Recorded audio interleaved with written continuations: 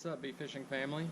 Today we're going to talk about my kayak. We're actually in the backyard, and I'm going to do a series on from bow to stern on different parts of it to maybe help you guys out on things that you may want to add to your kayaks.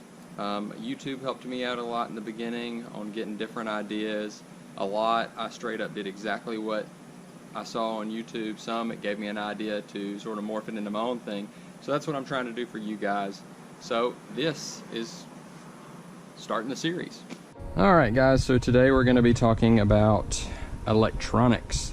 This is going to be part 2 of my Pelican Enforcer 100 Angler modification series. So what I've got is a Garmin Striker 4, several different Scotty mounts to make this happen, a hole in my kayak where the wiring comes through, and in this front hatch we have the battery and a waterproof case. Let's break this down. We'll start inside the hole with the battery. Everything you'll notice inside my hole, just to help you guys out, I thought it was really nifty. I don't like things sliding around. I know you guys don't either, so everything is Velcroed. Got a little nice industrial Velcro here and in there where it just sits and stays in place.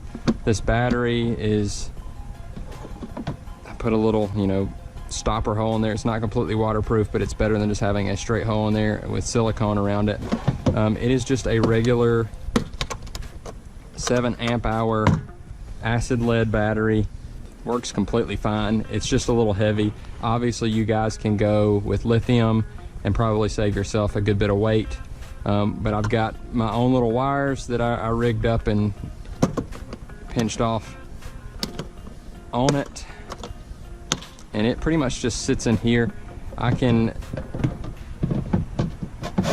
take it out and charge it, or for the most part I actually just leave it in here, unclip these cables that I rigged up that actually go to what the Striker 4 came with, and I just charge it from here. I've got the same type of plugs on my trickle charger. This kayak obviously came with a fishing rod holder right where the Striker 4 sits. We can actually unmount that. So it came with a fishing rod holder right there. I went and bought a Scotty mount lockable rod holder. I did get the one that came with this plug, and I'll explain why in a minute, because this is an open hole into the kayak. However, this mount never comes off. Even if I take the Striker 4 off, the mount I bought, it's a Scotty mount also for Fish Finder. This always stays on the kayak, in the kayak, locked. But what I did is I knew I needed a place for these cables to come through the kayak. So what I did is I cut an exact hole the size of that plug. So when I don't have these wires run, or I'm going without my Striker 4, I can just plug that hole right up. It's right in there when I've got the wires and everything tucked in. It's not very often that I go without it, but if we're going in a creek, I obviously do not need to know the depth or know where the fish are, because the depth is not very deep. On the Scotty mount, all these are Scotty mounts, and it's the same thing. This one is just not an in-hole, it's a it's an above mount. It does have a locking pin over here, so you can actually press it, unlock it, and pull the thing out if you needed to.